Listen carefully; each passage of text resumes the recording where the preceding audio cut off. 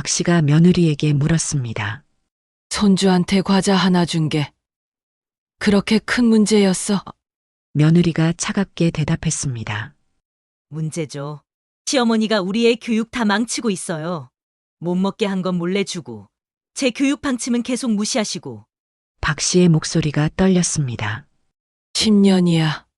10년간 손주 봐줬는데 이게 보답이라는 거야? 며느리가 비웃듯 말했습니다. 보답이요. 시어머니 생활비는 누가 댔는데요? 이 집도 우리 명의고요. 박 씨가 아들을 바라보며 애원했습니다. 아들아, 내가 좀 말해봐라. 엄마가 잘못한 게 뭐가 있니?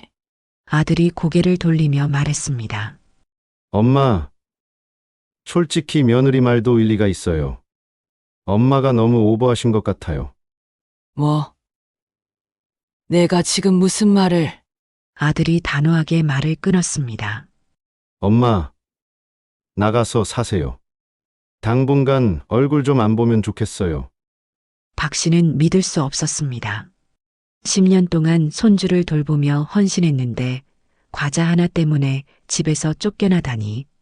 며느리의 차갑고 날선 말들, 그리고 무엇보다 아들의 배신이 가슴을 찢었습니다. 언제부터 이렇게 된 걸까요? 그토록 효자였던 아들은 어디로 간 걸까요? 왜 며느리는 시어머니를 적으로 여기게 된 걸까요? 지금부터 들려드릴 이야기는 한 시어머니가 10년간의 헌신 끝에 마주한 잔혹한 배신과 그 배신을 딛고 당당하게 자신의 삶을 되찾은 이야기입니다. 남편을 10년 전 심장마비로 여의고 홀로 살아왔던 그녀는 외아들이 결혼한 후 며느리를 돕기 위해 아들 부부의 집으로 들어갔습니다. 손주가 태어나자마자 육아를 도맡으며 10년을 보냈습니다. 새벽같이 일어나 손주 이유식을 만들고 밤에 보채는 아기를 달래며 잠 못 이루던 날들이었습니다. 며느리는 처음에 어머님 덕분이에요라며 감사해했고 아들도 여전히 효자였습니다. 박 씨는 그 시간이 행복했습니다. 하지만 손주가 4살이 되면서 조금씩 관계가 틀어지기 시작했습니다. 사소한 육아 방식의 차이가 쌓였고 며느리의 불만도 점점 커져갔습니다. 그리고 결국 돌아온 것은 아들의 차가운 말 한마디였습니다. 나가서 사세요. 10년간 헌신한 박 씨의 노후는 그렇게 한순간에 무너져 내렸습니다. 왜 이렇게 되었을까요? 모든 것은 10년 전 박 씨가 손주를 돌보기 위해 아들 부부의 집으로 들어가던 그날부터 시작되었습니다. 10년 전 가을, 박 씨는 아들로부터 전화를 받았습니다. 며느리가 임신을 했다는 소식이었죠. 아들의 목소리에는 기쁨과 동시에 걱정이 묻어났습니다. 며느리가 회사에서 중요한 프로젝트를 맡고 있어 출산 후에도 일을 계속해야 한다는 것이었습니다. 박 씨는 그 말을 듣는 순간 이미 마음을 정했습니다. 손주를 돌보겠다고, 며느리가 일할 수 있게 돕겠다고 말했죠. 아들은 엄마 괜찮으시겠어요?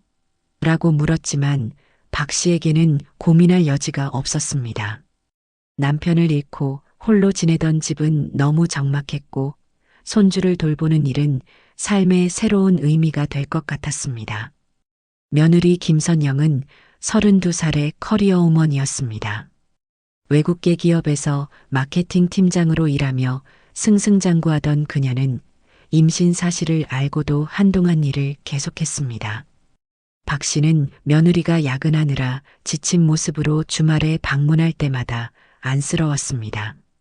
배가 불러오는데도 하이힐을 신고 출근하는 며느리를 보며 박 씨는 자신이 도와야겠다는 생각을 더욱 굳혔죠. 며느리도 처음에는 조심스럽게 거절했지만 박 씨가 내가 하고 싶어서 하는 거야 라고 말하자 결국 고마워했습니다. 손주 박지우가 태어난 날, 박 씨는 생애 처음으로 갓난아기를 품에 안았습니다.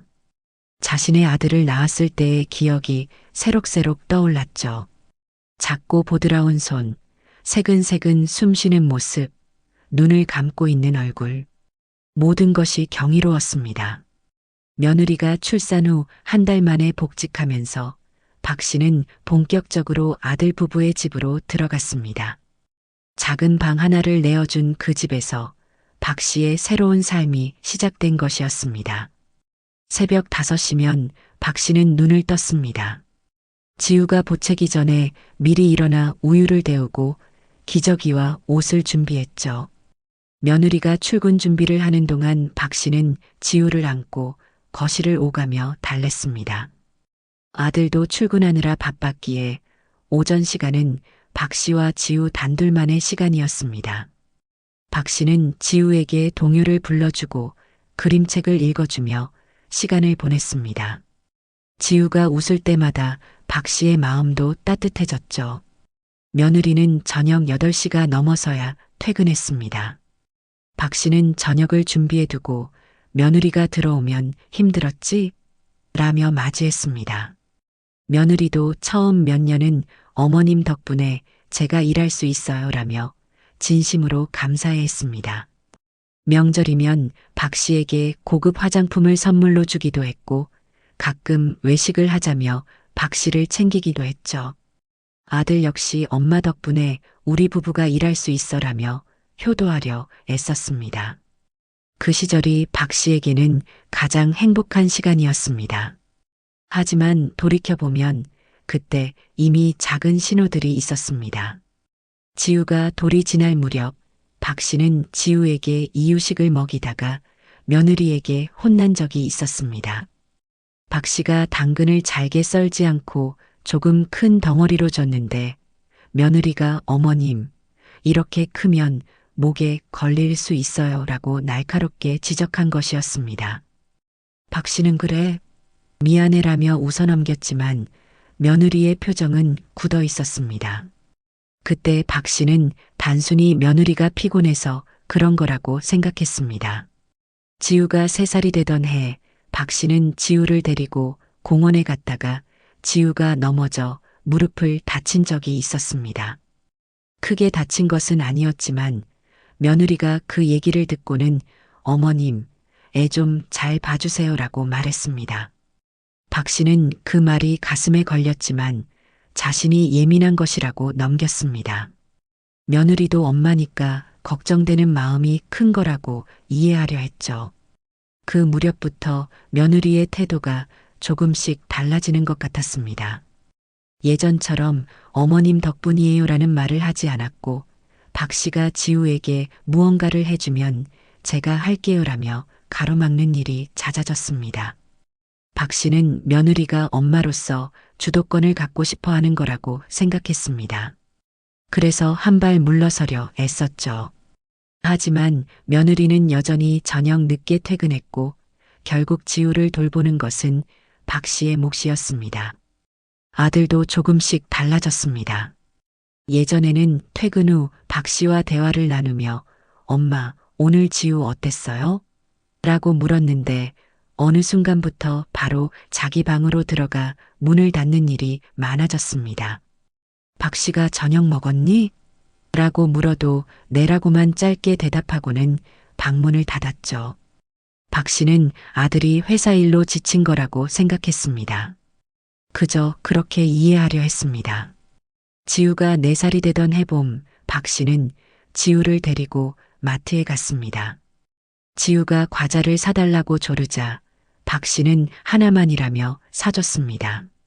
집에 돌아와서 지우가 과자를 먹고 있는데 며느리가 퇴근해서 들어왔습니다.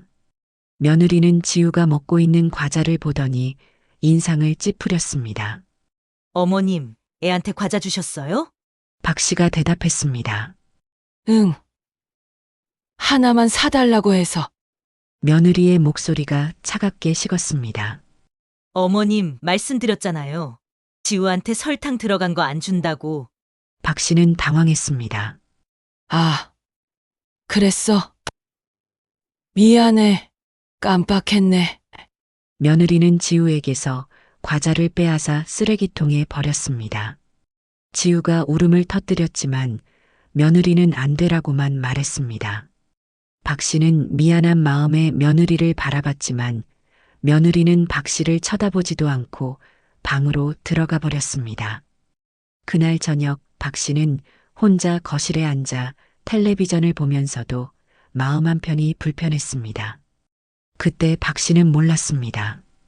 그 작은 과자 하나가 앞으로 벌어질 일의 시작이라는 것을, 며느리의 불만이 이미 한계에 다다랐다는 것을, 그리고 아들이 이미 며느리 편으로 기울고 있다는 것을. 박 씨는 여전히 자신이 손주를 돌보는 것이 가족에게 도움이 된다고 믿었습니다. 하지만 며느리의 눈에 박 씨는 이미 참견하는 시어머니로 비춰지고 있었습니다. 하지만 그 평온은 오래가지 못했습니다. 과자 사건 이후 며느리의 태도는 눈에 띄게 달라졌습니다. 예전에는 퇴근 후 거실에 앉아 박 씨와 이런저런 이야기를 나누곤 했는데 이제는 박 씨와 눈도 마주치지 않았습니다. 현관문을 열고 들어오면 다녀왔습니다라는 인사도 없이 곧장 방으로 들어가 버렸죠. 박 씨가 저녁 먹을래? 라고 물어도 아니요, 괜찮아요 라며 문을 닫았습니다. 박 씨는 며느리가 아직도 과자 일에 화가 난 건지 아니면 회사 일이 힘든 건지 알 수 없었습니다. 며느리는 주말에도 지우와 단둘이 외출하기 시작했습니다. 어머님, 저희 둘이 좀 나갔다 올게요 라며 박 씨를 배제했죠. 박 씨는 나도 같이 갈까? 라고 물었지만 며느리는 괜찮아요. 엄마랑 아이 시간이 필요해서요 라고 거절했습니다. 박 씨는 그 말이 이해는 갔지만 마음 한편이 씁쓸했습니다. 10년 동안 지우를 돌봐왔는데 이제 와서 엄마랑 아이 시간이라니 뭔가 이상했습니다. 어느 날 저녁 박 씨는 거실에서 텔레비전을 보고 있었습니다. 며느리는 방에서 나오지 않았고 아들은 야근 중이었습니다. 지우는 이미 잠들어 있었죠. 박 씨는 심심해서 며느리 방 앞을 지나가다가 문틈으로 며느리가 전화 통화하는 소리를 들었습니다. 며느리의 목소리가 또렷하게 들렸습니다. 언니, 진짜 못 참겠어. 시어머니가 자꾸 애한테 이상한 거 먹이고 박 씨는 걸음을 멈췄습니다. 내가 몇 번을 말해도 안 듣더라고. 자기 방식대로만 하려고 해. 솔직히 애 교육에 방해가 돼. 박 씨의 가슴이 철렁 내려앉았습니다. 며느리가 자신을 그렇게 생각하고 있었다니. 박 씨는 조용히 자기 방으로 돌아가 문을 닫았습니다. 잠이 오지 않았습니다. 며느리의 말이 머릿속에서 맴돌았죠. 애 교육에 방해가 된다는 그 말이 가슴을 찔렀습니다. 다음 날 아침 박 씨는 며느리에게 조심스럽게 물었습니다. 얘야, 내가 뭐 잘못한 게 있니? 불편한 게 있으면 말해줘. 며느리는 커피를 마시며 짧게 대답했습니다. 아니요, 괜찮아요. 하지만 그 표정은 괜찮지 않았습니다. 입술을 꽉 다문 채 박 씨를 쳐다보지도 않았죠. 박 씨는 더 이상 묻지 못했습니다. 며느리가 출근하고 나자 박 씨는 혼자 거실에 앉아 한숨을 쉬었습니다. 뭔가 크게 잘못되고 있다는 느낌이 들었지만 어떻게 해야 할지 몰랐습니다. 며칠 후 박 씨는 지우를 데리고 놀이터에 갔습니다. 다른 할머니들과 이야기를 나누던 중 한 할머니가 물었습니다. 박 선생님, 며느리랑은 잘 지내세요? 박 씨는 애매하게 웃으며 대답했습니다. 뭐, 그럭저럭요. 할머니가 고개를 끄덕이며 말했습니다. 요즘 며느리들은 다 예민하더라고요. 우리가 뭘 해줘도 마음에 안 들어 해. 다른 할머니가 거들었습니다. 맞아요. 손주 봐주는 것도 당연하게 생각하고 조금만 뭐라 하면 바로 서운해하고. 박 씨는 그 말들을 들으며 자신만 그런 게 아니라는 사실에 조금 위안을 받았습니다. 하지만 동시에 불안했습니다. 다른 사람들도 이렇게 며느리와 갈등을 겪는다면 자신도 앞으로 어떻게 될지 알 수 없었으니까요. 그날 오후 박 씨는 집에 돌아와 지우를 재운 뒤 스마트폰을 꺼내 들었습니다. 아들이 몇 년 전에 사준 스마트폰이었지만 박 씨는 주로 전화 받는 용도로만 썼습니다. 인터넷 검색도 서툴렀죠. 하지만 그날은 궁금했습니다. 며느리가 정말 자신을 어떻게 생각하는지 알고 싶었습니다. 박 씨는 시어머니 며느리 갈등이라고 검색했습니다. 수많은 글이 쏟아져 나왔습니다. 박 씨는 그 중 하나를 클릭했습니다. 한 며느리가 쓴 글이었습니다.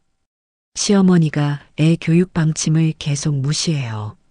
제가 몇 번을 말해도 자기 방식대로만 하려고 하고요. 솔직히 시어머니 때문에 애가 버릇없이 자라는 것 같아요. 박 씨는 가슴이 덜컥 내려앉았습니다. 이 글이 혹시 자기 며느리가 쓴 건 아닐까 하는 생각이 들었습니다.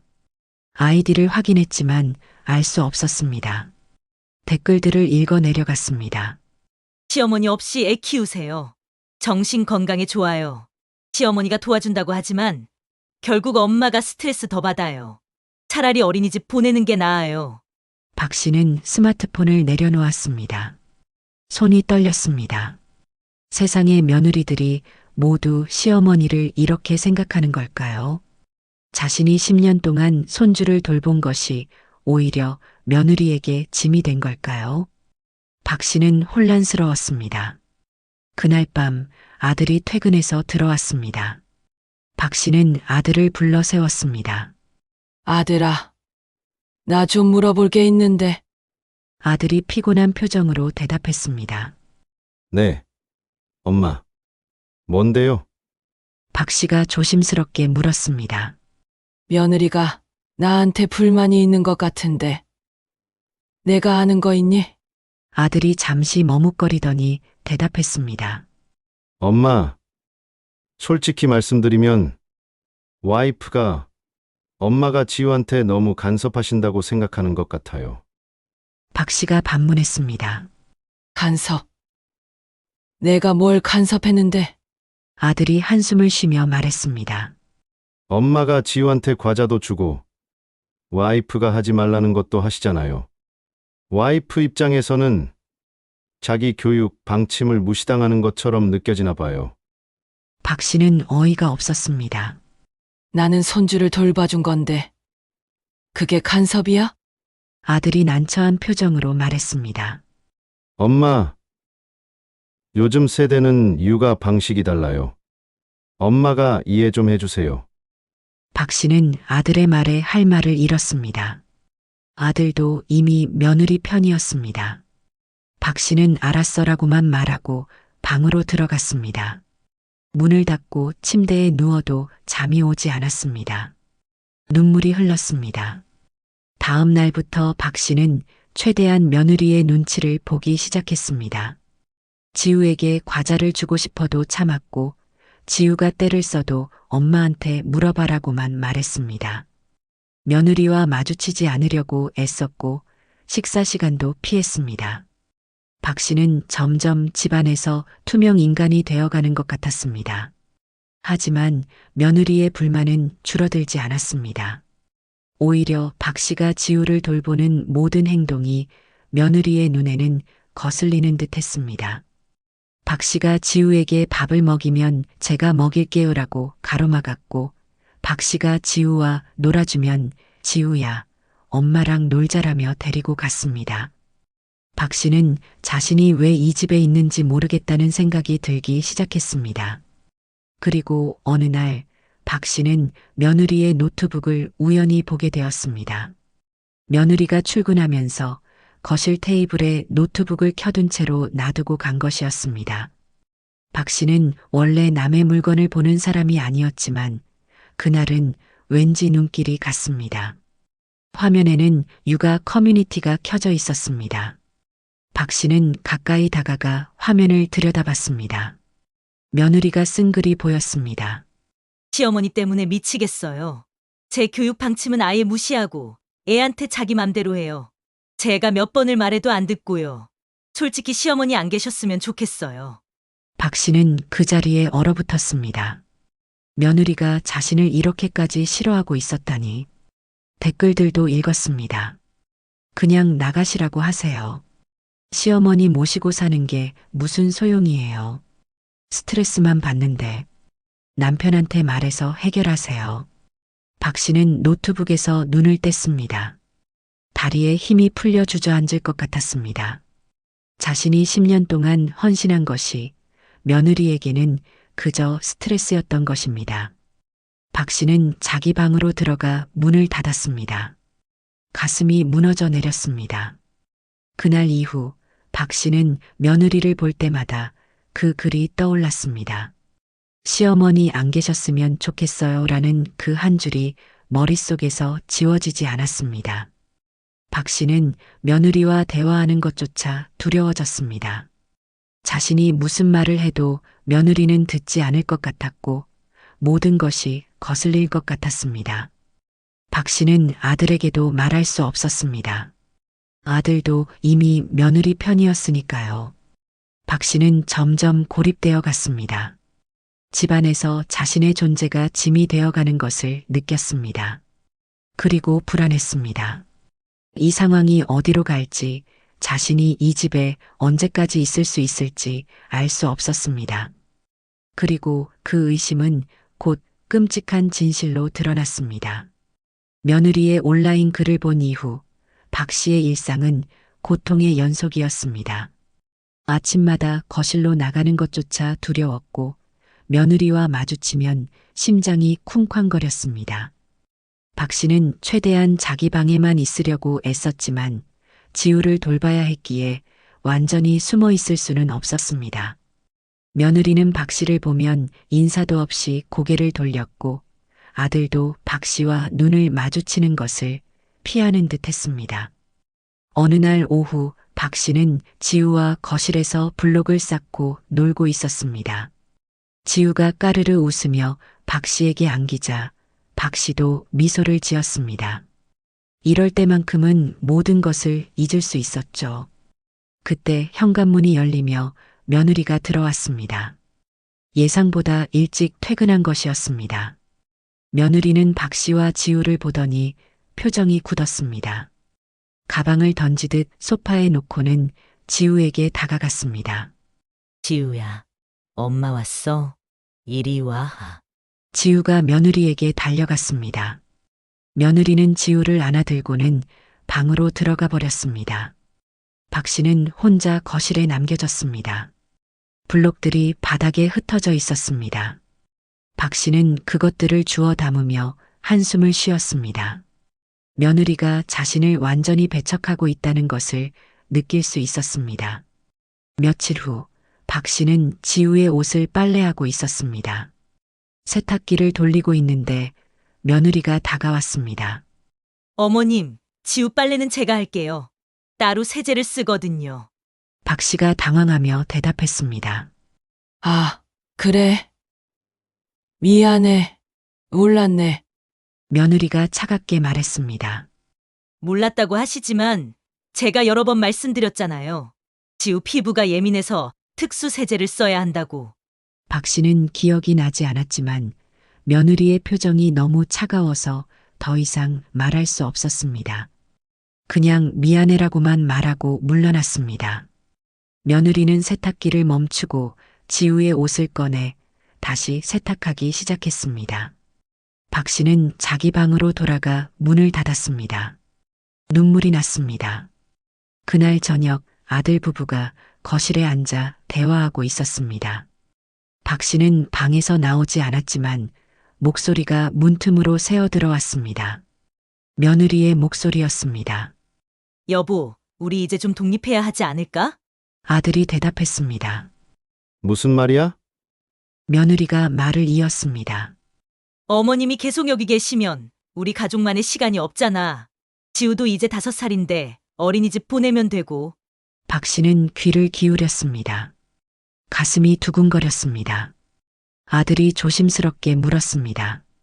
그럼 엄마한테 나가시라고 해? 며느리가 단호하게 대답했습니다. 그래야죠. 우리도 이제 우리만의 생활이 필요해. 아들이 한숨을 쉬는 소리가 들렸습니다. 엄마가 서운해하실 텐데. 며느리의 목소리가 날카로워졌습니다. 당신은 항상 그래. 엄마 눈치만 보고 나는 10년 동안 시어머니랑 같이 살면서 얼마나 참았는데. 아들이 대답했습니다. 알았어. 내가 엄마한테 말해볼게. 박 씨는 그 자리에서 얼어붙었습니다. 자신을 내보내려고 한다는 것을 직접 듣는 순간이었습니다. 10년 동안 손주를 돌보고 며느리를 도왔는데 이제 와서 쫓겨나야 한다는 것이 믿기지 않았습니다. 박 씨는 침대에 주저앉았습니다. 다리에 힘이 풀렸습니다. 다음 날 아침 아들이 출근하기 전에 박 씨를 불렀습니다. 엄마, 잠깐 얘기 좀 해요. 박 씨는 이미 어떤 말이 나올지 알고 있었습니다. 하지만 직접 듣고 싶지 않았습니다. 아들이 조심스럽게 말을 꺼냈습니다. 엄마, 지우도 이제 컸고 어린이집도 보내기로 했어요. 그래서 엄마가 따로 사시는 게 어떨까 해서요. 박 씨가 반문했습니다. 갑자기 왜? 내가 뭘 잘못했니? 아들이 난처한 표정으로 대답했습니다. 잘못하신 건 아니고요. 그냥 우리도 이제 좀 독립하고 싶어서요. 엄마도 혼자 지내시는 게 편하실 거예요. 박 씨는 아들의 눈을 바라봤습니다. 그 눈에는 미안함도 있었지만 동시에 단호함도 있었습니다. 박 씨는 목이 메었습니다. 나는 손주 보려고 여기 온 건데 이제 필요 없다는 거니? 아들이 고개를 돌렸습니다. 그런 게 아니라 엄마도 엄마 인생 사세요. 우리한테 매여 있지 말고. 박 씨는 더 이상 말할 수 없었습니다. 아들은 생각해보세요 라고만 말하고 출근해 버렸습니다. 박 씨는 혼자 거실에 남겨졌습니다. 텅 빈 거실이 너무 넓고 쓸쓸하게 느껴졌습니다. 박 씨는 친구에게 전화를 걸었습니다. 평생 친구인 이순이었습니다. 순이는 박 씨의 사정을 듣고는 붕괴했습니다. 뭐, 그게 말이 돼? 내가 10년 동안 손주 봐줬는데 이제 와서 나가라고? 박 씨가 울먹이며 대답했습니다. 나도 이해가 안 가. 내가 뭘 그렇게 잘못했는지. 순이가 단호하게 말했습니다. 영자야, 넌 잘못한 거 없어. 며느리가 이상한 거야. 요즘 애들은 다 그래. 시어머니 도움받으면서도 당연하게 생각하고 조금만 맘에 안 들면 쫓아내려고 해. 박 씨는 순이의 말에 조금 위안을 받았지만 상황이 나아지는 것은 아니었습니다. 여전히 이 집에서 나가야 한다는 현실은 변하지 않았습니다. 며칠 후 박 씨는 자신의 옛집 근처 부동산을 알아보기 시작했습니다. 혼자 살 집을 구해야 했으니까요. 부동산을 돌아다니며 원룸을 보는 박 씨의 마음은 무거웠습니다. 68세에 다시 혼자 살게 될 줄은 꿈에도 몰랐습니다.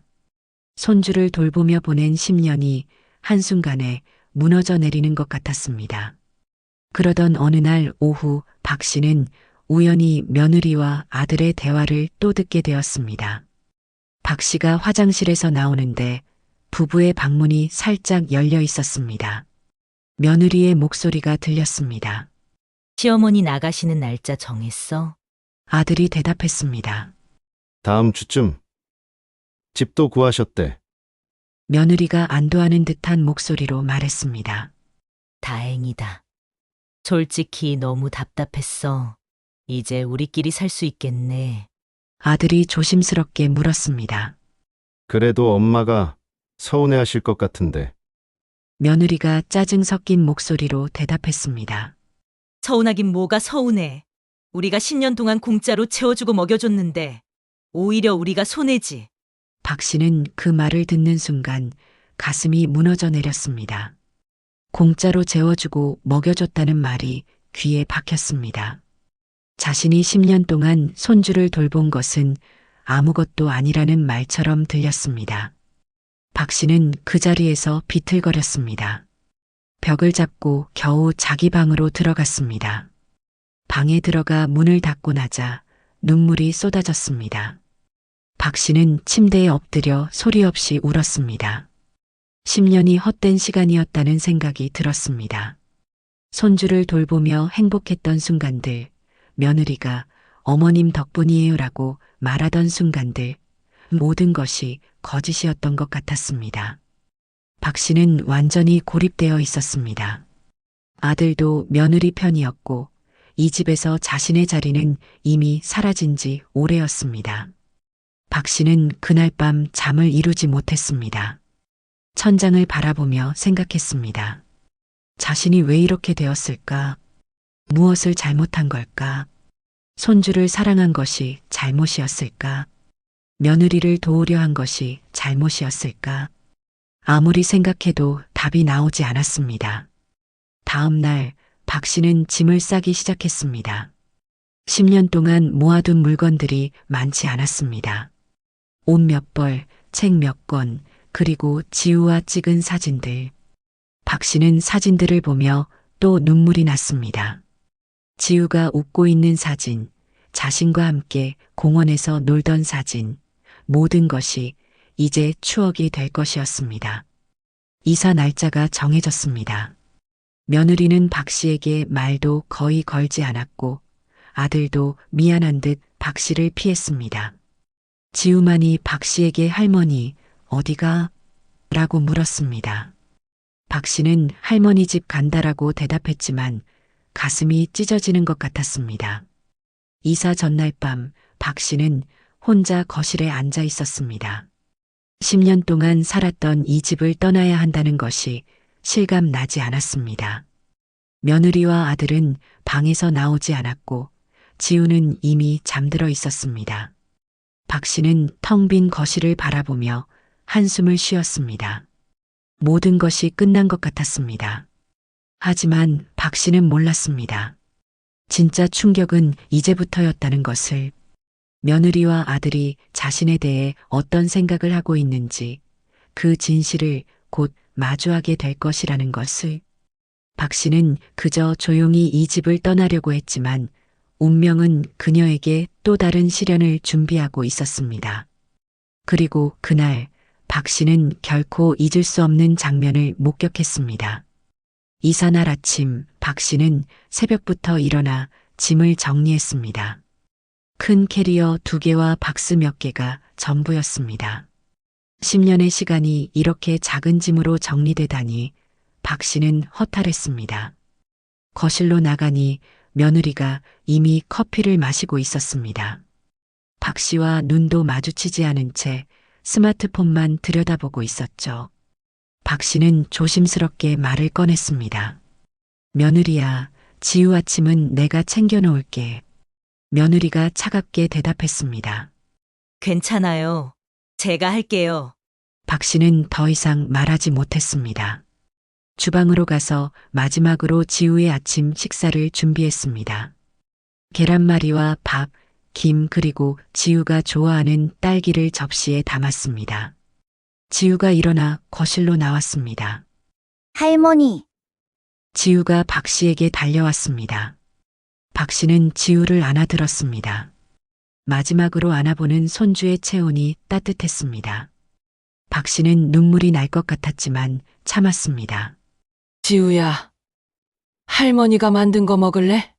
지우가 고개를 끄덕였습니다. 박 씨는 지우를 식탁에 앉히고 밥을 먹였습니다. 그때 며느리가 다가왔습니다. 지우야, 이거 말고 엄마가 만든 거 먹자. 며느리가 박 씨가 준비한 음식을 치우고 자신이 만든 샌드위치를 지우 앞에 놓았습니다. 지우가 할머니 거 먹고 싶어라고 말했지만 며느리는 안 돼. 이거 먹어라고 단호하게 말했습니다. 박 씨는 자리에서 일어났습니다. 더 이상 이 집에서 자신의 자리가 없다는 것을 다시 한번 확인했습니다. 오전 10시쯤 이사짐을 실을 택시가 도착했습니다. 기사가 짐을 싣는 동안 박 씨는 집안을 둘러봤습니다. 10년 동안 살았던 이 공간, 지우와 함께 놀았던 거실, 밤에 지우를 달래며 걸어 다녔던 복도, 모든 것이 추억으로 남을 것이었습니다. 박 씨가 현관으로 향하는데 며느리가 거실에서 나왔습니다. 박 씨는 마지막 인사를 하려고 며느리를 바라봤습니다. 며느리야, 그동안 고마웠어. 지우 잘 키워. 며느리가 냉담하게 대답했습니다. 네, 알아서 잘 키울게요. 걱정 마세요. 박 씨는 그 말투에서 가시를 느꼈지만 그냥 넘어가려 했습니다. 하지만 며느리가 덧붙인 말이 박 씨를 멈추게 했습니다. 솔직히 어머님 안 계시면 훨씬 편할 것 같아요. 박 씨는 귀를 의심했습니다. 뭐라고? 며느리가 팔짱을 끼며 말했습니다. 제 교육 방침 무시하시고 지우한테 이상한 것만 가르치시고 어머님 때문에 제가 얼마나 스트레스 받았는지 아세요? 박 씨의 목소리가 떨렸습니다. 나는 손주를 돌봐준 건데. 그게 스트레스였어? 며느리가 비웃듯 말했습니다. 돌봐주신 거요? 저희가 10년 동안 어머님 생활비 다 댔잖아요. 공짜로 재워주고 먹여줬고요. 박 씨는 가슴이 무너져 내렸습니다. 생활비.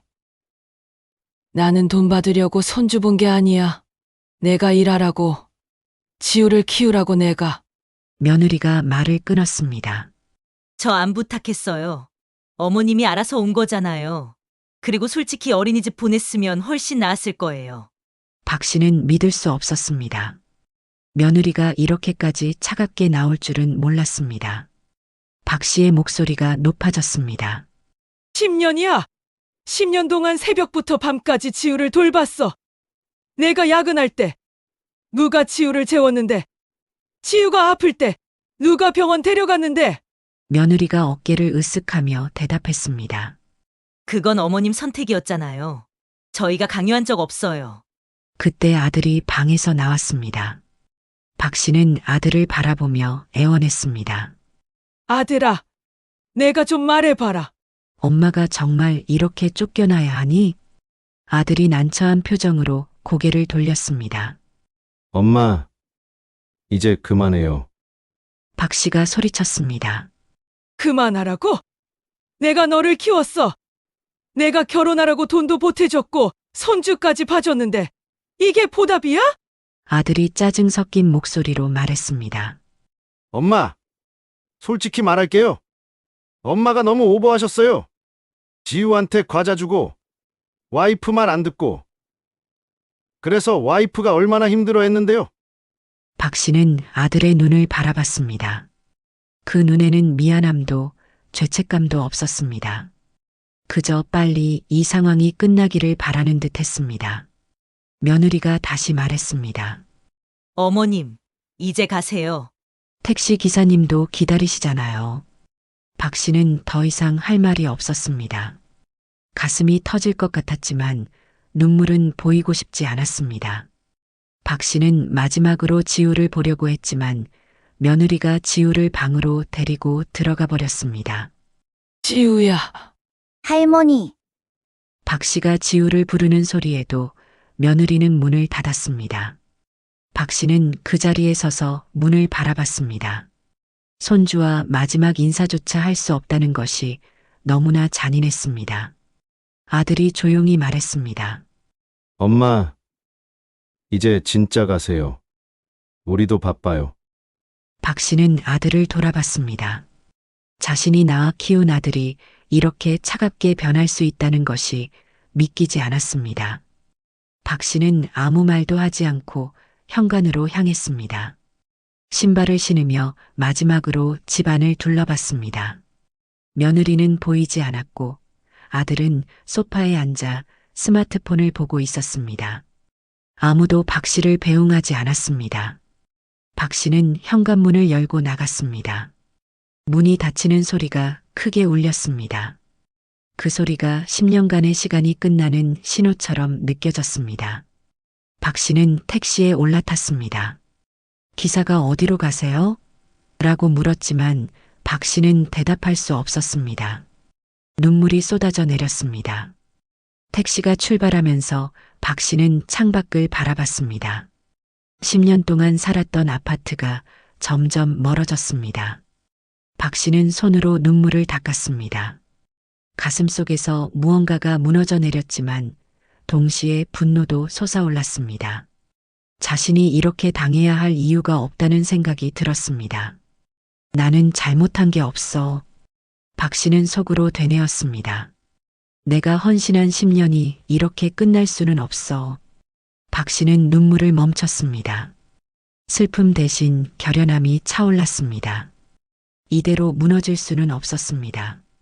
며느리와 아들에게 자신이 그렇게 쉽게 쫓겨날 사람이 아니라는 것을 보여줘야 했습니다. 박 씨는 주먹을 쥐었습니다. 이제부터가 진짜 시작이었습니다. 하지만 박 씨는 그냥 무너지지 않았습니다. 박 씨가 도착한 곳은 작은 원룸이었습니다. 오래된 건물의 3층, 엘리베이터도 없는 곳이었죠. 택시기사가 짐을 내려주고 떠나자 박 씨는 혼자 남겨졌습니다. 방문을 열고 들어가니 텅 빈 공간이 눈에 들어왔습니다. 작은 주방과 화장실, 그리고 창문 하나가 전부였습니다. 박 씨는 바닥에 주저앉았습니다. 10년 동안 손주를 돌보며 살았던 넓은 아파트와는 너무나 대조적이었습니다. 박 씨는 가방에서 물병을 꺼내 물을 마셨습니다. 목이 타들어가는 것 같았습니다. 창밖을 바라보니 낡은 건물들과 좁은 골목길이 보였습니다. 68세의 나이에 이런 곳에서 다시 시작해야 한다는 것이 막막했습니다. 박 씨는 핸드폰을 꺼내 들었습니다. 아들에게서 연락이 왔을까 싶어 확인했지만 아무것도 없었습니다. 아들은 어머니가 어디로 갔는지, 잘 도착했는지조차 궁금해하지 않는 것 같았습니다. 박 씨는 친구 순이에게 전화를 걸었습니다. 순이가 받자마자 물었습니다. 영자야, 어떻게 됐어? 집은 잘 구했어? 박 씨가 떨리는 목소리로 대답했습니다. 응. 작은 원룸 하나 구했어. 그런데 순이야, 오늘 며느리가 한 말 들었어? 순이가 긴장한 목소리로 물었습니다. 무슨 말? 박 씨는 며느리가 공짜로 재워줬다고 한 말, 아들이 너무 오버했다고 한 말을 모두 털어놓았습니다. 순이는 박 씨의 말을 듣더니 분노했습니다. 그게 무슨 소리야? 내가 10년 동안 손주 봐준 게 얼마야? 시간당 최저임금만 쳐도 엄청난 돈이야. 박 씨는 순이의 말에 귀가 번쩍 뜨였습니다. 뭐? 시간당 최저임금? 순이가 설명했습니다. 당연하지. 요즘 애들은 다 그래. 시어머니가 손주 봐주면 당연하게 생각하는데 사실 그게 다 돈이야. 베이비시터 쓰면 한 달에 몇백만 원 드는데 내가 그걸 10년 동안 무료로 해준 거잖아. 박 씨는 그 말을 듣고 처음으로 자신이 한 일의 가치를 깨달았습니다. 손주를 돌본 것이 단순히 할머니의 사랑이 아니라 경제적 가치가 있는 노동이었다는 것을 알게 된 것이었습니다. 순이가 덧붙였습니다.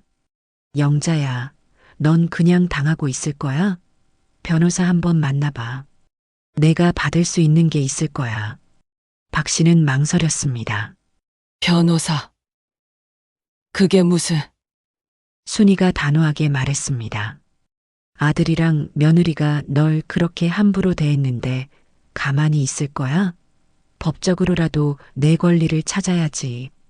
박 씨는 순이의 말에 생각에 잠겼습니다. 처음에는 법적으로 대응한다는 것이 두려웠습니다. 아들과 완전히 관계가 끊어질 것 같았고 손주를 영영 못 볼 것 같았습니다. 하지만 동시에 분노도 솟아올랐습니다. 자신이 이렇게 당해야 할 이유가 없었습니다. 박 씨는 결심했습니다. 알았어. 변호사 한번 만나볼게. 순이가 안도하며 말했습니다. 잘 생각했어. 내가 아는 변호사 있는데 내일 연락처 보내줄게. 전화를 끊고 나서 박 씨는 짐을 풀기 시작했습니다. 캐리어를 열어 옷을 꺼내 옷장에 걸었습니다. 박스를 열어 사진들을 꺼냈습니다. 지우와 함께 찍은 사진들이 한가득이었습니다. 지우가 돌잔치를 하던 날, 처음 걸음마를 배우던 날, 유치원에 입학하던 날, 모든 순간을 박 씨가 함께했습니다. 박 씨는 사진을 보며 눈물이 났지만 이번에는 슬픔보다 결의가 더 컸습니다. 다음 날 아침 박 씨는 순이가 보내준 변호사 사무실로 향했습니다. 건물 5층에 위치한 작은 사무실이었습니다. 변호사는 50대 중반의 여성이었는데 이름은 김정희였습니다. 김 변호사는 박 씨를 맞이하며 따뜻하게 인사했습니다. 어서 오세요. 앉으세요. 이순희 씨한테 얘기 들었어요. 박 씨는 자리에 앉아 지난 10년의 이야기를 모두 털어놓았습니다. 손주를 돌본 이야기, 며느리와의 갈등, 집에서 쫓겨난 이야기, 그리고 며느리가 한 모욕적인 말들까지 모두 말했습니다. 김 변호사는 박 씨의 이야기를 들으며 고개를 끄덕였습니다. 박영자 씨, 충분히 화나실 만합니다. 10년 동안 손주를 돌본 것은 단순한 가족 간의 도움이 아니라 경제적 가치가 있는 노동이에요. 박 씨가 물었습니다. 그럼 제가 뭔가 받을 수 있나요? 김 변호사가 설명했습니다. 가능합니다. 부양 의무 위반, 그리고 육아 노동에 대한 정당한 보상을 청구할 수 있어요. 실제로 비슷한 사례들이 있습니다. 시어머니가 손주를 돌본 것에 대해 법원에서 보상을 인정한 경우가 여러 건 있어요. 박 씨는 그 말을 듣고 희망이 생겼습니다. 정말요? 김 변호사가 고개를 끄덕였습니다. 네. 하지만 증거가 필요합니다. 박 씨가 실제로 10년 동안 손주를 돌봤다는 증거, 그리고 아들 부부가 박 씨를 부당하게 대했다는 증거가 있어야 해요.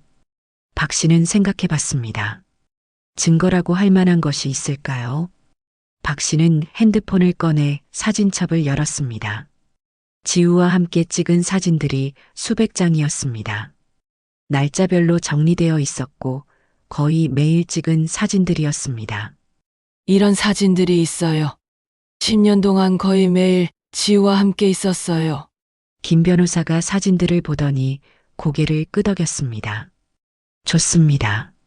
이것도 증거가 돼요. 또 다른 건 없나요? 문자 메시지나 통화 기록 같은 거? 박 씨는 핸드폰을 뒤져봤습니다. 며느리와 주고받은 문자 메시지들이 있었습니다. 처음 몇 년은 며느리가 어머님 덕분이에요. 감사합니다라고 보낸 메시지들이 많았습니다. 하지만 최근 몇 년은 지우한테 과자 주지 마세요. 제 교육 방침 좀 지켜주세요라는 차갑고 명령적인 메시지들 뿐이었습니다. 김 변호사는 그 메시지들을 보며 말했습니다. 이것도 다 증거입니다. 처음엔 감사했다가 나중엔 부당하게 대했다는 것을 보여주는 증거죠. 이런 것들을 모두 정리해서 제출하면 승소 가능성이 높아요. 박 씨는 마음이 조금 놓였습니다. 그럼 제가 뭘 해야 하죠? 김 변호사가 설명했습니다. 일단 모든 증거를 정리하세요.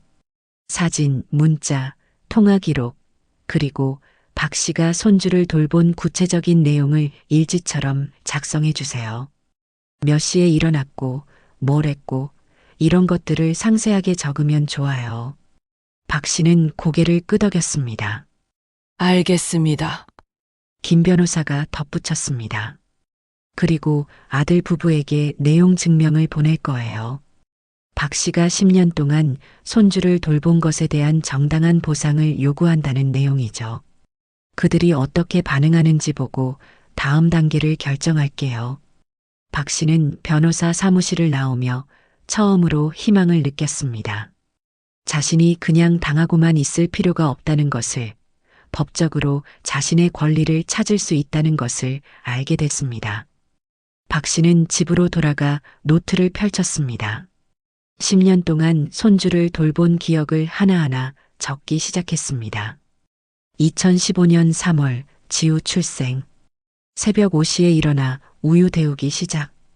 2015년 6월 지우 이유식 시작. 매일 당근, 단호박 갈아서 먹이기. 2016년 8월 지우 걸음마 시작. 손잡고 거실 왔다 갔다 하기. 박 씨는 기억을 되살리며 노트에 빼곡하게 적어 내려갔습니다. 적다 보니 자신이 얼마나 많은 일을 했는지 새삼 깨달았습니다. 단순히 손주를 본 것이 아니라 하루 종일 아기를 돌보고 밥을 먹이고 재우고 병원에 데려가고 모든 것을 했습니다. 10년 동안 쉬는 날도 거의 없었습니다. 며칠 후 박 씨는 딸에게 전화를 걸었습니다. 딸 박수진은 결혼해서 부산에 살고 있었습니다. 박 씨는 딸에게 그동안의 일을 모두 말했습니다. 수지는 엄마의 이야기를 듣더니 화를 냈습니다. 엄마, 오빠가 어떻게 그럴 수 있어요? 10년 동안 조카 봐주셨는데. 박 씨가 한숨을 쉬며 말했습니다. 나도 이해가 안 가. 내 오빠가 언제부터 저렇게 변했는지. 수진이 단호하게 말했습니다. 엄마, 제가 도와드릴게요. 변호사비 제가 보내드릴게요. 오빠한테 당하고만 계시면 안 돼요. 박 씨는 딸의 말에 눈물이 났습니다. 고마워, 수진아. 수진이 말했습니다. 엄마, 오빠랑 새 언니 교훈 삼아서 저는 정신 차려야겠어요. 시부모님한테 절대 그렇게 안 할게요. 박 씨는 딸의 말에 조금 위안을 받았습니다. 적어도 딸은 자신의 편이었습니다. 박 씨는 더 이상 혼자가 아니었습니다. 변호사도 있고 딸도 있었습니다. 박 씨는 며칠 동안 증거를 정리했습니다. 사진 수백 장, 문자 메시지 수십 개, 그리고 10년간의 육아 일지를 모두 정리해서 변호사에게 보냈습니다. 김 변호사는 그것들을 검토한 후 연락을 주었습니다. 박 씨, 증거가 충분합니다. 이 정도면 법원에서도 인정받을 수 있어요. 이제 내용 증명을 보낼게요. 박 씨는 고개를 끄덕였습니다. 보내주세요. 며칠 후 아들에게서 전화가 왔습니다. 박 씨는 핸드폰이 울리는 것을 보며 잠시 망설였습니다. 하지만 받기로 했습니다. 여보세요. 아들의 목소리가 당황한 듯 들렸습니다. 엄마. 무슨 내용 증명이 왔는데 이게 뭐예요? 박 씨는 차분하게 대답했습니다. 내가 읽어봤으면 알 거야. 나는 10년 동안 손주를 돌본 것에 대한 정당한 보상을 요구하는 거야. 아들이 황당하다는 듯 말했습니다. 엄마. 가족끼리 이럴 거예요. 법까지 들먹이면서? 박 씨의 목소리가 단호해졌습니다. 너희가 먼저 나를 가족 취급 안 했잖아. 공짜로 채워줬다고 했지? 이제 그 대가를 치러야지. 아들이 말을 더듬었습니다. 그건 와이프가 화가 나서 그런 거고. 박 씨가 말을 끊었습니다. 변명하지 마. 이제 법정에서 보자. 박 씨는 전화를 끊었습니다. 손이 떨렸지만 후회는 없었습니다. 이제 마지막 싸움을 준비할 시간이었습니다. 박 씨는 창밖을 바라보며 다짐했습니다. 이번에는 절대 지지 않겠다고. 드디어 그날이 왔습니다. 법원 건물 앞에서 박 씨는 깊게 숨을 들이마셨습니다. 가을 아침의 공기가 차가웠지만 박 씨의 마음은 뜨거웠습니다. 변호사 김정희가 옆에서 박 씨의 어깨를 다독였습니다. 긴장하지 마세요. 증거도 충분하고 우리가 이길 거예요. 박 씨는 고개를 끄덕였습니다. 딸 수진도 부산에서 올라와 박 씨의 손을 꼭 잡아주었습니다. 엄마, 괜찮아요. 제가 옆에 있잖아요. 박 씨는 딸의 손을 꼭 잡았습니다. 그리고 법원 안으로 들어갔습니다. 복도에서 아들과 며느리를 보았습니다. 두 사람은 변호사와 함께 서 있었는데 박 씨를 보자 고개를 돌렸습니다. 며느리는 여전히 차가운 표정이었고 아들은 불편한 듯 시선을 피했습니다. 법정에 들어가자 판사가 자리에 앉아 있었습니다. 50대 중반의 남성 판사였습니다.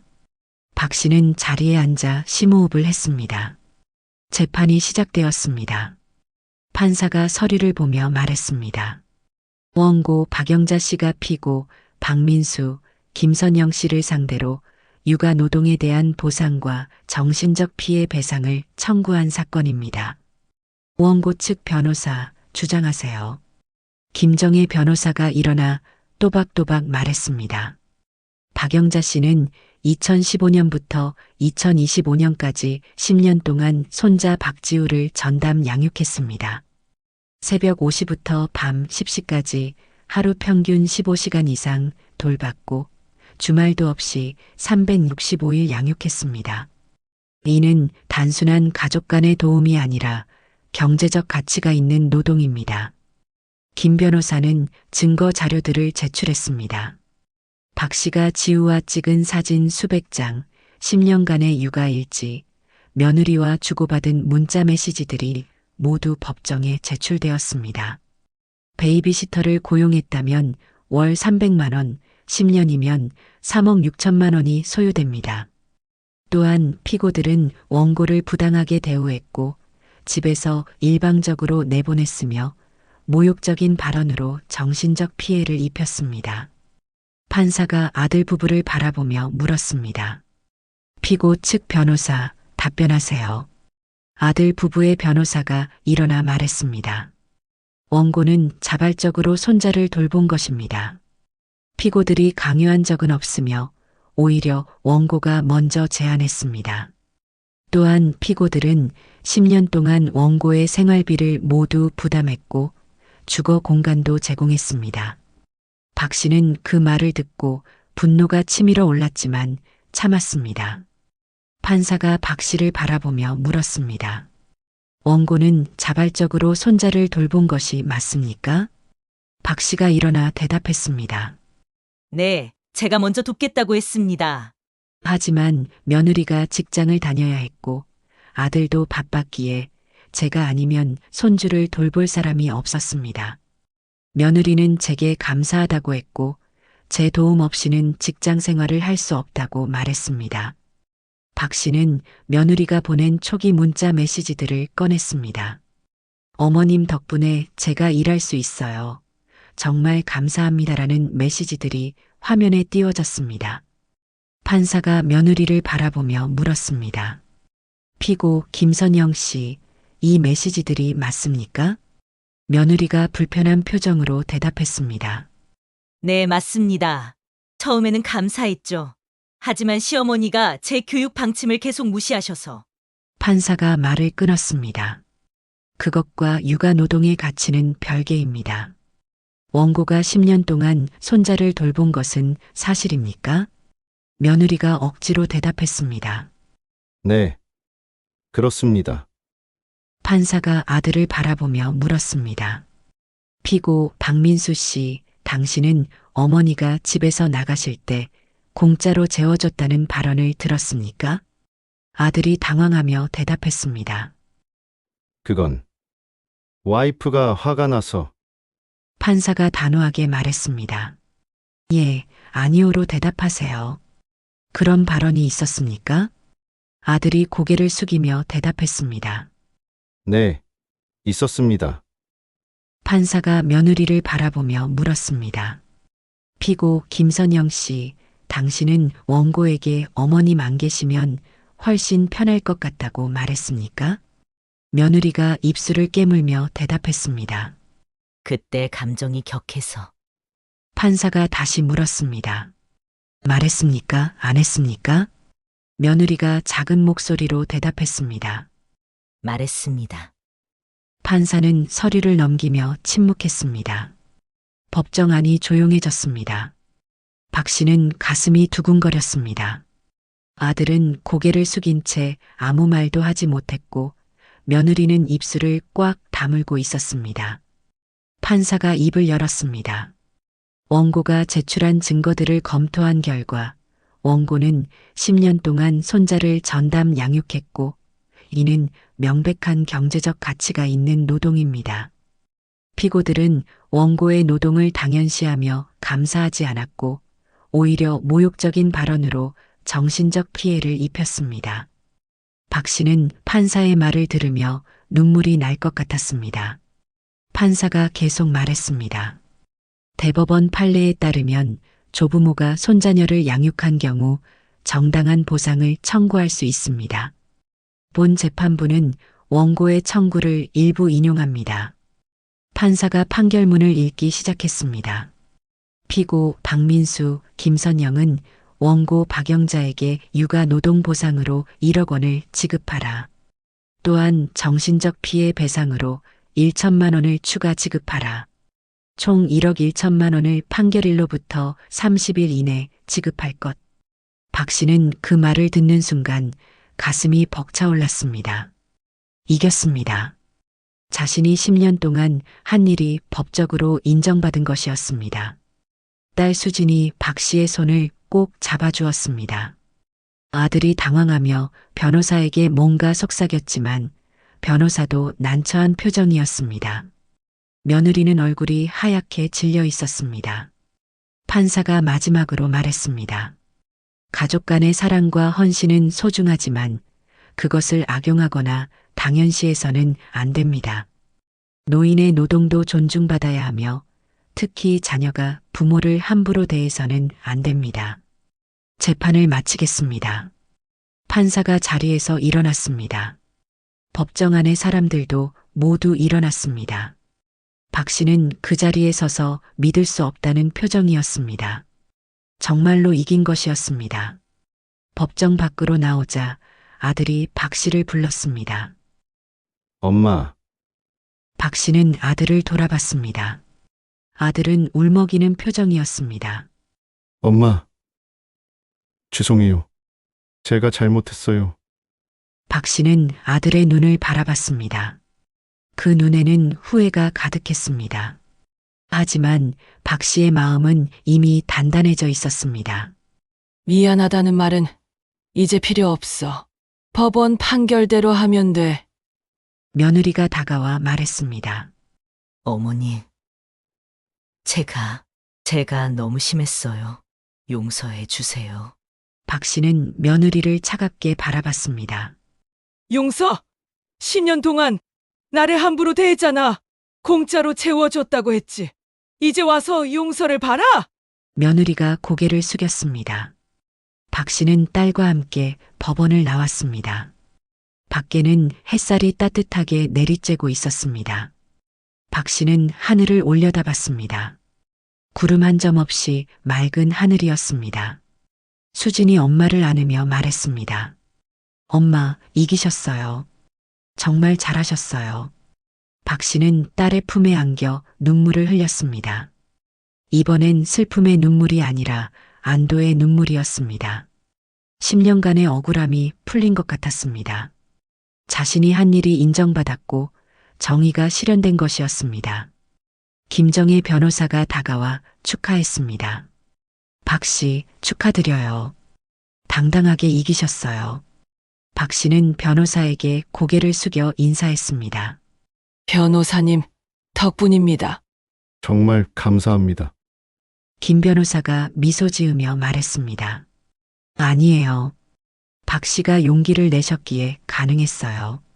많은 시어머니들이 이렇게 당해도 참고 살아요. 하지만 박 씨는 당당하게 맞섰잖아요. 박 씨는 그 말에 고개를 끄덕였습니다. 정말로 자신이 당당하게 맞섰고 이긴 것이었습니다. 더 이상 누구에게도 함부로 당하지 않을 것이었습니다. 법원을 나와 가까운 식당에서 박 씨는 딸과 함께 밥을 먹었습니다. 수진이 엄마의 손을 꼭 잡으며 말했습니다. 엄마, 이제 편하게 사세요. 오빠는 신경 쓰지 마시고. 박 씨가 고개를 끄덕이며 말했습니다. 그래야지. 이제 내 인생을 살아야지. 두 사람은 웃으며 밥을 먹었습니다. 박 씨는 오랜만에 음식 맛을 느낄 수 있었습니다. 그동안 억눌려 있던 마음이 풀리니 모든 것이 새롭게 보였습니다. 그날 저녁 박 씨는 원룸으로 돌아왔습니다. 작고 초라한 방이었지만 이제는 자신만의 공간이었습니다. 아무도 자신을 함부로 대하지 않는 자유로운 공간이었습니다. 박 씨는 창밖을 바라보며 미소 지었습니다. 며칠 후 아들로부터 문자가 왔습니다. 엄마, 돈은 이번 주 안에 보내드릴게요. 정말 죄송합니다. 박 씨는 문자를 읽고 답장하지 않았습니다. 더 이상 할 말이 없었습니다. 아들과의 관계는 이미 끝난 것이나 다름없었습니다. 돈을 받는다고 해서 10년간의 상처가 치유되는 것은 아니었지만 적어도 자신의 노동이 인정받았다는 것에 의미가 있었습니다. 박 씨는 앞으로의 삶을 생각했습니다. 이제 68세, 아직 건강했고 할 수 있는 일도 많았습니다. 더 이상 누구를 위해 살지 않고 자신을 위해 살 것이었습니다. 여행도 가고 친구들과 시간도 보내고 하고 싶었던 것들을 하며 살 것이었습니다. 그렇게 모든 것이 끝났습니다. 판결이 확정되고 한 달이 지났습니다. 아들은 약속대로 1억 1천만 원을 박 씨의 계좌로 송금했습니다. 박 씨는 통장을 확인하며 복잡한 심정이었습니다. 이 돈이 기쁘기보다는 씁쓸했습니다. 10년간의 사랑과 헌신이 돈으로 환산된다는 것이 어쩐지 슬펐습니다. 하지만 동시에 자신의 노동이 인정받았다는 사실에 안도했습니다. 적어도 자신이 헛되이 살지는 않았다는 증명이었으니까요. 박 씨는 그 돈으로 제일 먼저 한 일은 새 집을 구하는 것이었습니다. 좁고 낡은 원룸을 벗어나 작지만 깨끗한 투룸 아파트를 전세로 얻었습니다. 햇살이 잘 드는 남양집이었고 작은 베란다에서는 멀리 산이 보였습니다. 박 씨는 이사한 첫날 베란다에 서서 바람을 맞으며 깊게 숨을 들이마셨습니다.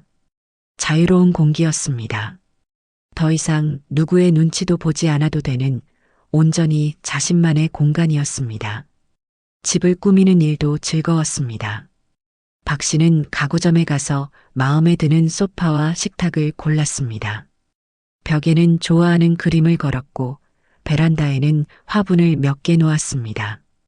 꽃을 키우는 것이 오랜 꿈이었는데 이제야 그 꿈을 이룰 수 있었습니다. 장미와 국화 그리고 작은 허브 화분들이 베란다를 채웠습니다. 아침마다 일어나 화분에 물을 주는 시간이 박 씨에게는 가장 평온한 순간이었습니다. 친구 순이가 자주 놀러 왔습니다. 두 사람은 거실에 앉아 차를 마시며 이런저런 이야기를 나눴습니다. 순이는 박 씨가 달라졌다고 말했습니다. 영자야, 표정이 많이 밝아졌어. 예전에는 항상 뭔가 걱정스러운 얼굴이었는데 박 씨는 웃으며 대답했습니다. 그랬나? 이제 내 인생을 사니까 그런가 봐. 순이가 고개를 끄덕이며 말했습니다. 그래, 이제 내 인생 살아. 자식들한테 매여 살 필요 없어. 박 씨는 순이의 말에 동의했습니다. 정말로 이제는 자신을 위해 살 때였습니다. 딸 수진도 자주 연락했습니다. 주말마다 전화해서 안부를 물었고 가끔 서울로 올라와 박 씨와 함께 시간을 보냈습니다. 수지는 엄마가 혼자 사는 것을 걱정했지만 박 씨는 괜찮다고 말했습니다. 오히려 혼자 있는 시간이 편하고 자유로웠습니다. 아무에게도 간섭받지 않고 자신이 하고 싶은 대로 할 수 있는 시간이었습니다. 박 씨는 오랫동안 미뤄왔던 일들을 하나씩 시작했습니다. 동네 문화센터에서 하는 서예 강좌에 등록했습니다. 붓을 잡고 먹을 갈며 글씨를 쓰는 시간이 명상처럼 느껴졌습니다. 마음이 차분해지고 복잡했던 생각들이 정리되는 것 같았습니다. 강좌에서 만난 동년배 친구들과도 친해졌습니다. 수업이 끝나면 함께 커피를 마시거나 산책을 하며 이야기를 나눴습니다. 가을이 깊어지자 박 씨는 여행을 떠났습니다. 순이와 함께 제주도로 3박 4일 여행을 갔습니다. 푸른 바다를 보며 걷고 맛있는 음식을 먹고 아무 걱정 없이 웃으며 시간을 보냈습니다. 오름에 올라 탁 트인 풍경을 바라보는 순간 박 씨는 가슴이 뻥 뚫리는 것 같았습니다. 10년 동안 집안에만 갇혀 살았던 시간들이 떠올랐지만 이제는 그 시간도 지나간 일이었습니다.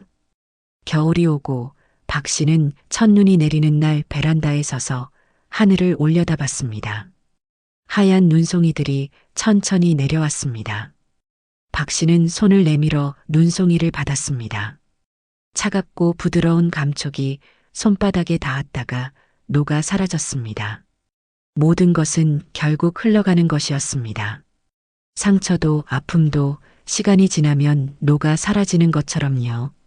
가끔 박 씨는 지우를 떠올렸습니다. 이제 5살이 된 손주가 어떻게 자라고 있는지 궁금했습니다. 여전히 까르르 웃는 아이일까요? 키는 많이 컸을까요? 할머니를 기억이나 할까요? 박 씨는 지우와 함께 찍은 사진들을 가끔 꺼내봤습니다. 사진 속의 지우는 환하게 웃고 있었고 박 씨도 행복한 표정이었습니다.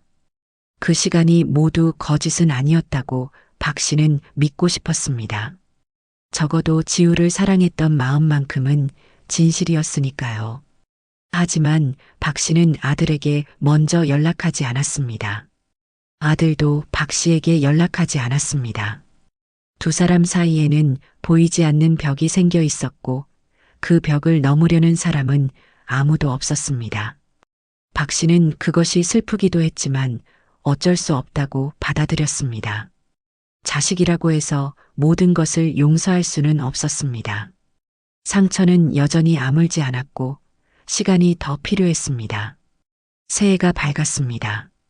박 씨는 69세가 되었습니다. 새해 첫날 아침 박 씨는 일찍 일어나 베란다 문을 열었습니다. 차가운 공기가 얼굴을 스쳤습니다. 해가 떠오르고 있었습니다. 붉고 따뜻한 햇살이 세상을 밝혀주고 있었습니다. 박 씨는 그 햇살을 바라보며 미소 지었습니다. 새로운 시작이야. 박 씨는 속으로 되뇌었습니다. 정말로 새로운 시작이었습니다. 더 이상 과거에 얽매이지 않고 앞으로 나아갈 것이었습니다. 박 씨는 오래 하고 싶은 일들을 떠올렸습니다. 유럽 여행도 가보고 싶었고 봉사활동도 해보고 싶었습니다. 손주를 돌보며 얻은 육아 경험으로 지역 아동센터에서 자원봉사를 할 수도 있을 것 같았습니다. 자신의 경험이 다른 아이들에게 도움이 된다면 그것도 의미 있는 일이 될 것이었습니다. 봄이 오고 박 씨의 베란다에 있던 화분들이 꽃을 피웠습니다. 장미가 빨갛게, 국화가 노랗게 피어났습니다. 박 씨는 매일 아침 화분을 돌보며 행복했습니다. 꽃들이 자라는 것을 보는 일이 이렇게 기쁠 줄 몰랐습니다. 작은 일상의 기쁨들이 박 씨의 삶을 채워갔습니다. 어느 날 오후 박 씨는 공원 벤치에 앉아 책을 읽고 있었습니다. 따뜻한 햇살이 내리쬐고 바람이 부드럽게 불었습니다. 아이들이 놀이터에서 뛰어노는 소리가 들렸습니다. 박 씨는 책에서 눈을 떼고 아이들을 바라봤습니다. 지우 또래의 아이들이었습니다. 한 할머니가 손주를 데리고 와서 그네를 밀어주고 있었습니다.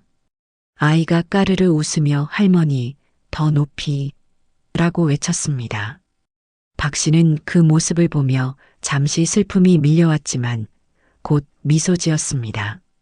누군가는 행복하게 손주와 시간을 보내고 있었습니다. 그것으로 충분했습니다. 박 씨는 자신의 길을 찾았고 이제는 평온했습니다. 후회는 없었습니다. 아니, 후회가 있다면 단 하나, 좀 더 일찍 자신을 위해 살 걸 그랬다는 것뿐이었습니다. 박 씨는 집으로 돌아와 저녁을 준비했습니다. 간단하게 된장찌개를 끓이고 밥을 지었습니다. 혼자 먹는 밥상이었지만 외롭지 않았습니다. 오히려 편안했습니다. 천천히 밥을 먹으며 텔레비전을 봤습니다. 저녁 뉴스가 흘러나왔습니다. 세상은 여전히 돌아가고 있었고 박 씨도 그 세상 속에서 자신의 자리를 찾아가고 있었습니다. 밤이 되자 박 씨는 침대에 누워 천장을 바라봤습니다. 조용하고 평화로운 밤이었습니다. 박 씨는 눈을 감았습니다. 내일도 좋은 하루가 될 것이었습니다. 화분에 물을 주고 산책을 하고 친구를 만나고 책을 읽을 것이었습니다. 그렇게 하루하루를 살아갈 것이었습니다. 박 씨는 이제 행복했습니다. 완벽하지는 않았지만 자신만의 평온을 찾았습니다. 손주와 헤어진 아픔은 여전히 있었지만 그것이 삶의 전부는 아니었습니다. 박 씨에게는 아직 많은 날들이 남아 있었고 그 날들을 어떻게 채울지는 박 씨 자신이 결정할 수 있었습니다. 지난 10년은 헌신의 시간이었습니다. 하지만 앞으로의 시간은 자유의 시간이 될 것이었습니다. 박 씨는 더 이상 누구를 위해 살지 않았습니다. 자신을 위해, 자신의 행복을 위해 살 것이었습니다. 그리고 그것만으로 충분했습니다. 창밖으로 달빛이 들어왔습니다. 은은하고 부드러운 빛이었습니다. 박 씨는 그 빛을 바라보며 잠들었습니다. 평온한 얼굴로, 편안한 숨결로 내일을 꿈꾸며 잠들었습니다. 그렇게 박 씨의 이야기는 끝이 났습니다. 아니, 끝이 아니라 새로운 시작이었습니다. 68세에 다시 시작한 삶, 그 삶은 이제 막 꽃을 피우기 시작했습니다. 앞으로 박 씨에게 어떤 일들이 기다리고 있을지 아무도 알 수 없었습니다. 하지만 한 가지는 확실했습니다. 박 씨는 더 이상 누구에게도 휘둘리지 않을 것이며 당당하게 자신의 길을 걸어갈 것이라는 사실이었습니다. 봄날의 햇살처럼 박 씨의 앞날도 따뜻하고 밝을 것이었습니다. 여러분, 오늘 박영자 씨의 이야기는 어떠셨나요? 10년간의 헌신이 배신으로 돌아왔을 때 박 씨는 무너지지 않고 당당하게 맞섰습니다. 그리고 자신의 권리를 찾아냈죠. 이 이야기가 여러분께 작은 용기가 되었기를 바랍니다. 누구에게도 함부로 당할 필요 없다는 것, 당당하게 자신의 목소리를 낼 수 있다는 것을 기억해 주세요. 오늘 영상이 도움이 되셨다면 좋아요와 구독 부탁드립니다. 구독과 알림 설정을 해두시면 새로운 이야기를 가장 먼저 만나보실 수 있습니다. 여러분의 소중한 사연도 기다리고 있습니다. 댓글로 남겨주시면 다음 영상의 주인공이 될 수 있습니다. 그럼 다음 이야기에서 또 만나요. 감사합니다.